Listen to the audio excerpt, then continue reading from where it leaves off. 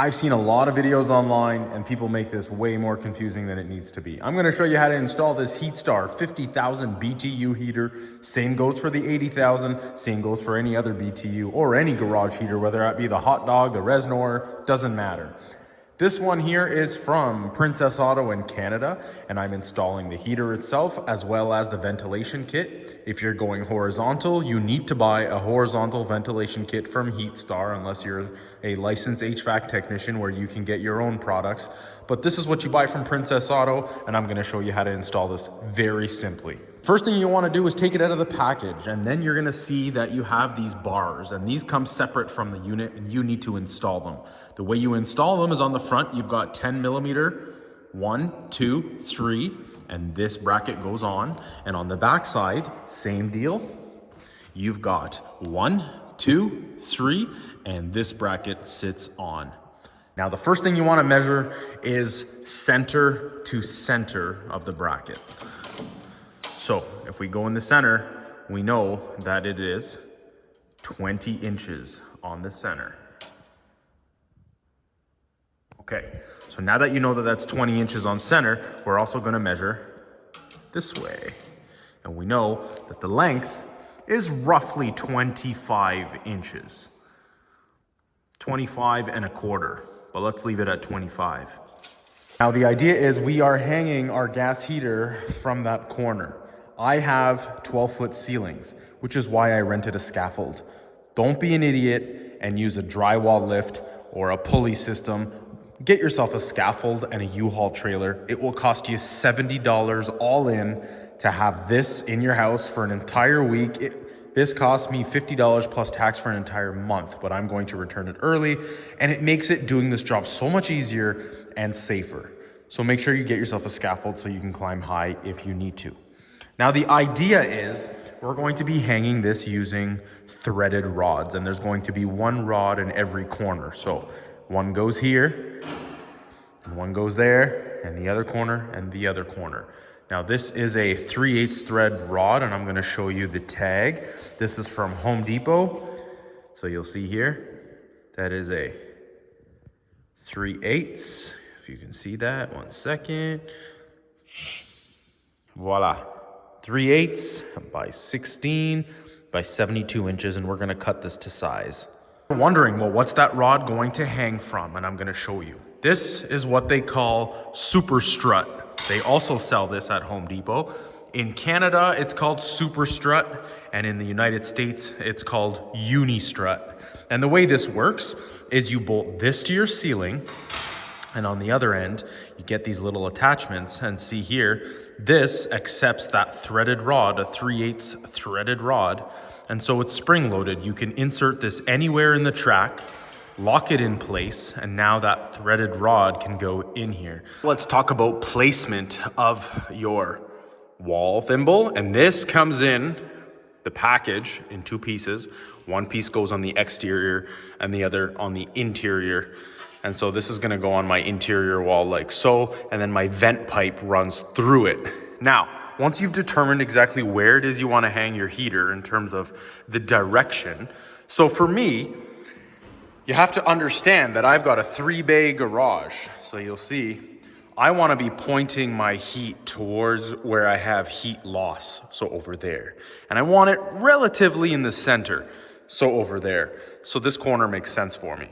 But of course, you're going to be limited by the equipment that comes in your ventilation kit. And so every ventilation kit comes with this 45-degree elbow. So what you want to do is try and determine where it is your 45 degree is going to land relative to your unit. And so take this out of the box, build it like so. You've got your 45 and your straight piece that's going to go outside. Find yourself the empty space between 2 joists. So I know I've got a joist here and I've got another joist here. So ideally, I would like my vent pipe to go out here, right in the center, because that's where that plate is going to go. So how do you determine where it goes on the ceiling? Where do you hang your iron rod so that you can hang your unit? The easiest way to figure this out is bring that pipe all the way to the top where it hits the ceiling, put it right in the center of exactly where you want it to go out, and then lay it across the ceiling. And now you draw, using a pencil, a line where the end of that 45 elbow meets the ceiling. And so now you know that your iron rod needs to take that direction. So that way your pipe lines up perfectly with the exhaust of your gas. There is one thing we still need to consider. That line that we just put on the ceiling is not the final line. And the reason for that is you have to remember, this pushes into the fitting and it probably moves about an inch, which means it's not gonna be in the center of the wall like you want it to be. So we need to take into consideration how much of a lippage this has so that we can mark that off on the ceiling and push it back a little bit more so you end up with a vent right in the center of the wall. So let's measure how far this goes in.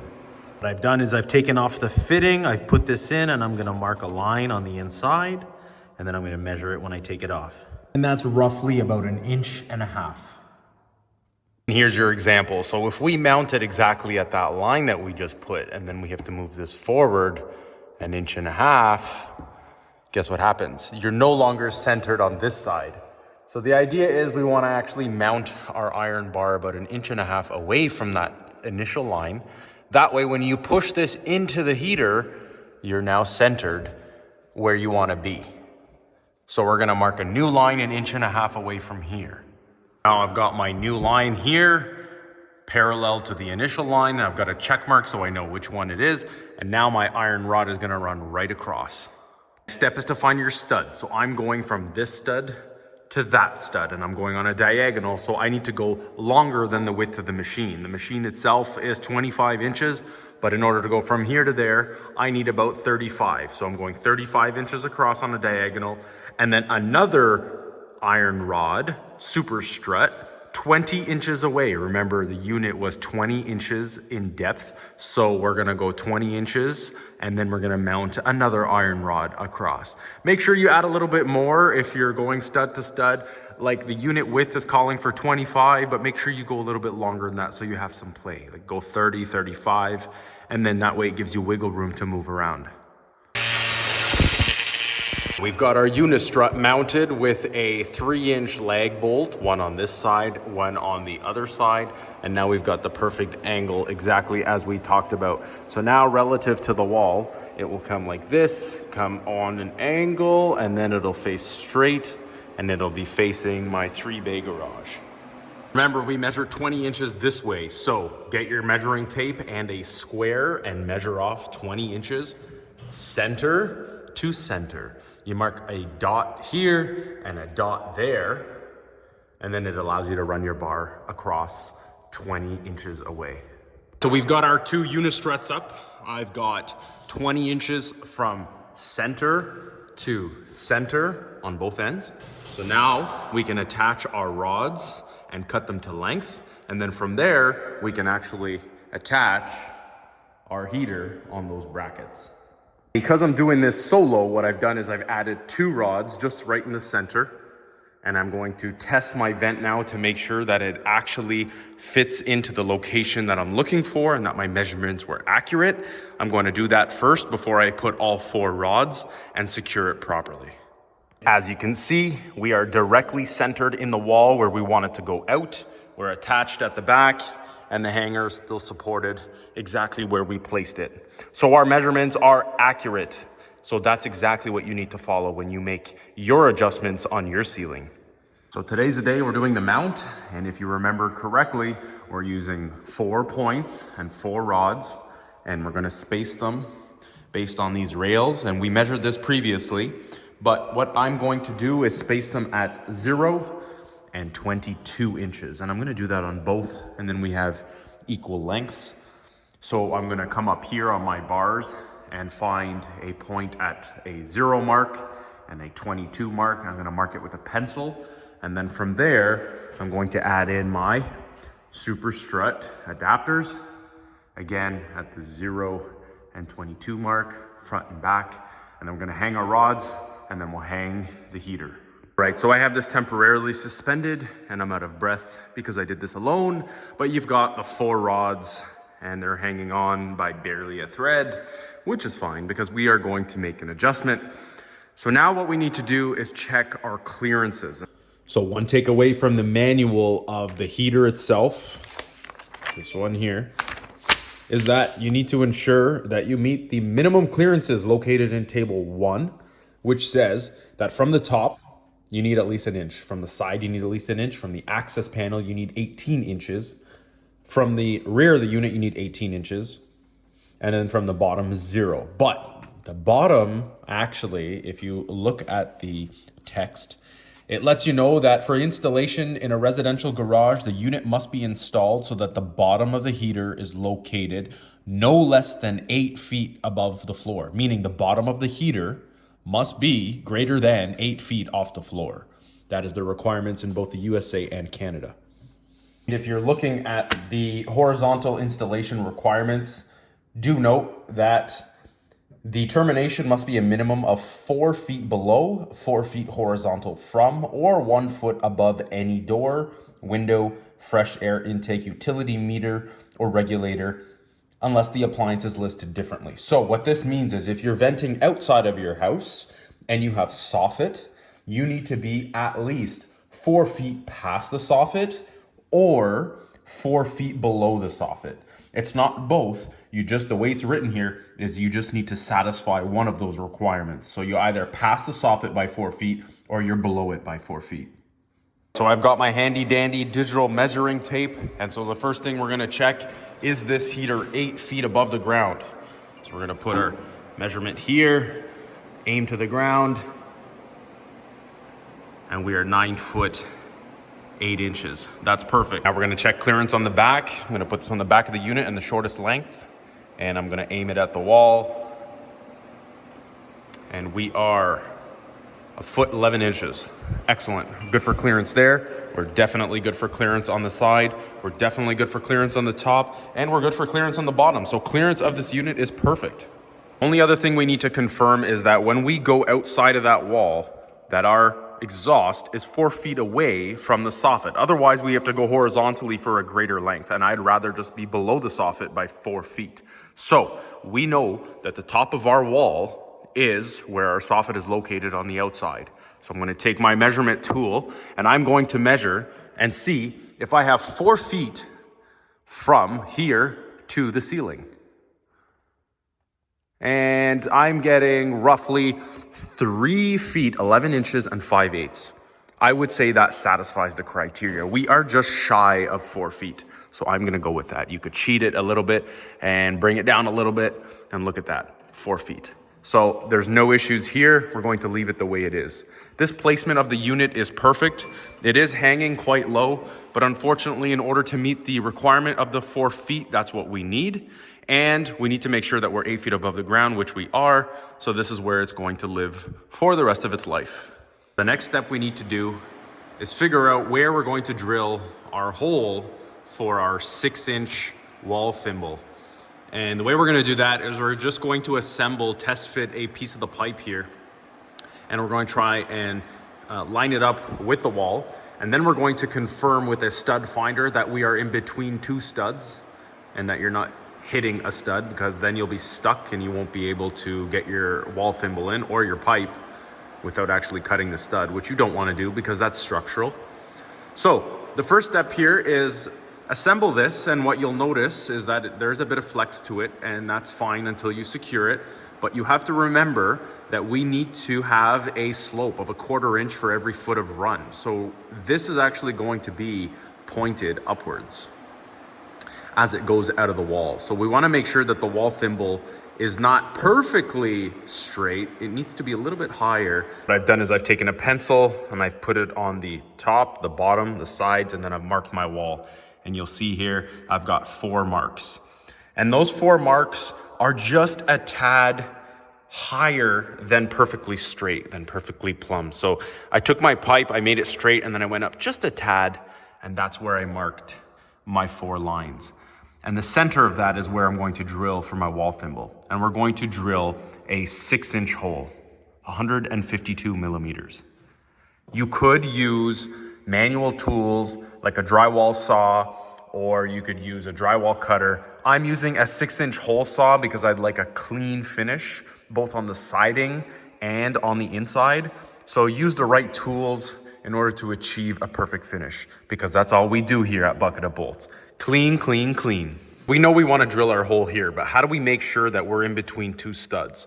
This is my favorite stud finder. Forget the electronic, that's not always accurate, but this is. And what this is a heavy duty magnet. And what you're going to do is find the drywall screws, because the drywall screws are fastened to those studs. So you're just gonna wave it around your wall until it magnetizes. Oh, and I just felt it, boom. And just like that, I know my first stud is right there. And I bet you if I go up, I'll find another. Somewhere up, there it is. And so you'll see it's lined up. So you know for sure your stud is right here. Now we need to find one on this end. That way we know we're in between. You can easily find that because most likely you're 16 inches away. So take 16 from here and you're somewhere in this area. Boom, found it again. So now we know our stud right there. And we are perfectly in between. One there and one there. And there is our circle. So we're good to go. So the next step is we're gonna get a really long drill bit and we're going to drill a pilot hole out from the drywall up there to the exterior so we know exactly where we're landing. And we've made it all the way through. Reverse your drill. And now we're gonna do a hole saw, 6 inches on both sides. We're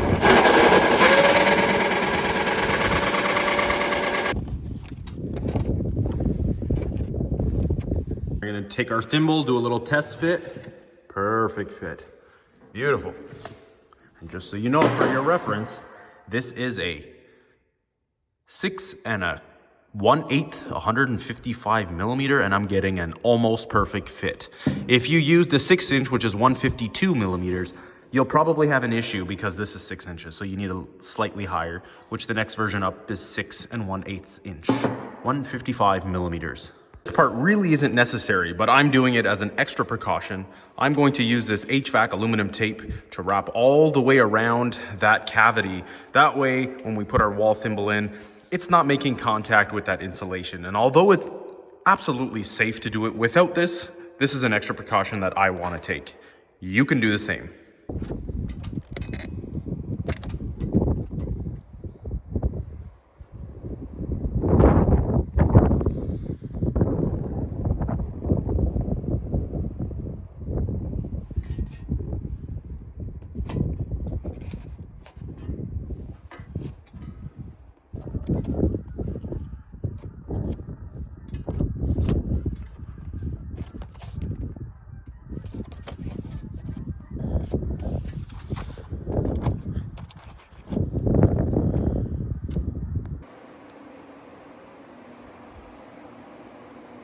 I put in 4 screws on the inside and I just wanted that to match the outside, but also I think it gives it more of an industrial, cooler look. So I'm sticking with my 4 screws. So let's get started on venting. The first thing you're gonna notice on the manual is it says you need to apply a bead of RTV sealant around the attached adapter that's connected to the unit itself. And they show that the bead goes between the hole and the shoulder. But this is a little bit deceiving and I'm gonna show you why. I've got mine set up here and my holes are connected. But if you were to add your RTV past the hole, let's say by about 1 centimeter, and then you go to connect this and line up the holes, you're not gonna even hit that bead of silicone that you've just added. So don't look at that photo. And what you're going to do is add RTV sealant right past the hole of the screw. And even if you got some on it, there's no problem there, that's fine. But we're going to put RTV and you're gonna go as close as possible to this hole. Right, so I've got a continuous bead all the way around. And yes, I'm not the greatest at doing silicone, especially in tight places like this, but this will suffice. There's a healthy amount on there. And then you're now going to take your bracket that looks like this, and you're going to line up those screw holes. And in your box, you're given 3 sheet metal screws. You're gonna screw this in and make a perfect joint. So my adapter is on And I went a step further, and I also did a seal on the inside between the two joints. This way, I ensure there is absolutely no leaks whatsoever between that joint. So if I don't have a perfect seal on the outside, I sure as heck have a perfect seal on the inside. Now, whenever you create a joint, you need to lubricate the seal with this dielectric grease that's included in the package. And so anytime you have an orange gasket like this, lubricate it with this first before you put in your fitting. Everybody's venting is gonna look a little bit different. For me, I'm starting off with my 45 degree and then I'm going straight. Now, the only thing you need to make sure of is that you're following the arrows of the flow. So just make sure you're putting it in the right order. You can't really go wrong because the pieces only fit on one way, but it's just to let you know that the flow of exhaust goes that way. So after my adapter, my 45, I then put on my 4-inch adapter. And then from there, I'm going to go put in that longer piece, but I'm gonna go on the outside and run it through the wall. We ran it through from the outside and we just wanna make sure that our slope is accurate. So I've got myself a good level. I'm gonna put it here. And as you can see right away, we are good. We are sloped upwards. And we needed a 1/4 inch per foot of run. This is pretty well that, probably a bit more, but I'm eyeballing it. But it's definitely sloped upwards towards the sky, and that's all you need.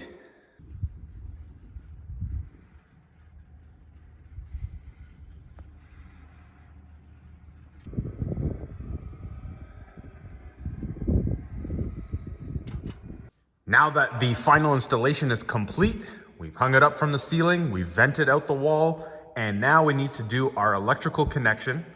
You can hire an electrician or you can DIY. I mean, you are allowed to DIY electrical. So I've already got the electrical connection there with a shutoff, so I'm going to wire it directly. Some of you may have a plug, so you may have to add a receptacle and plug in.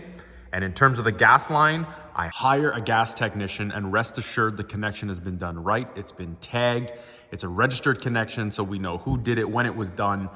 And you can sleep at night knowing that you didn't do that connection. And maybe is it leaking or is it not? Electrical is quite simple. You've got this cover here that was held on by 2 screws on the back, 1 and 2. Once you open the cover, you've got your red, white, ground. And your electrical connection is white, black, ground. Do the necessary hookups, and once that's complete, you're going to close off this box, and now your unit is, in theory, ready to be powered up. But the last and final step we are going to do as a DIYer is install the thermostat on the wall and connect it to the unit. Wire up the thermostat. So on the back of the unit, you have RGWC. The only ones we're using for the analog thermostat that comes with this is the R and the W. So what we're going to do is connect your red wire to R and your white wire to W. But some of you may have black and white. So instead, use the white for W and use your black on R. Let's do that on the thermostat side first. Look at the manual, it tells you white on the right side, red on the left side. Here's our thermostat.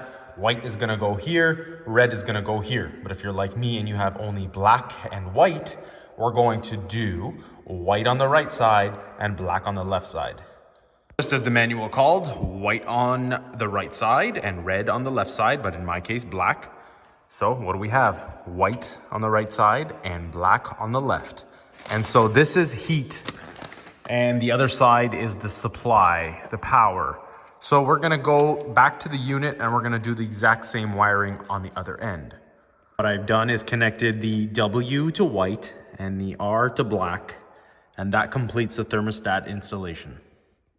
The final install is complete, and we had our gas line that's been tagged by a licensed gas fitter, and that tag proves that we got a licensed contractor and a technician to do the install. And I don't recommend that you do it DIY, and the reason for that is because that technician did a full install, shut off the gas for the entire house, completed the install to code, and then from there followed that by a complete test of the entire unit, checked the pressure in the manifold and in the lines to ensure that it was up to spec. These are all things that a DIY homeowner is not going to do. They also had a fancy tool to detect any gas leak. And although you can use soapy water, a real gas tool is always the best option for this type of application. So I don't recommend you DIY any gas at your house. If you're looking for a replacement, something a little more digital, something a little nicer compared to your Heatstar analog thermometer or thermostat that comes with your heater, you can purchase a Honeywell or any other brand of thermostat that runs on batteries. And that way you can plug in your two wires, your R and your W, and you can continue to get heat in replacement of this analog, ugly thermostat. Nobody wants this in their garage. Upgrade to a digital, something that runs with batteries, and these are fairly cheap. You can find these on Marketplace, used, or even new. They're about 20 bucks. Not bad. Let's do the swap. So first thing is you're gonna remove the old one, and we're going to mount the new plate, and we're going to connect our white wire to the W and our black wire to the R. Some of you may have a red wire. You can plug it into the R, and then you're going to simply take this and pop it on. And there you go. And obviously your cooling and your fan are not going to work because you only have the heating wire plugged in. But I'm going to move this over to heat. And now I'm going to increase the temperature. And right away, you can actually hear the heater kick in. Nice. And now we've upgraded our analog thermostat from this to something a little fancier.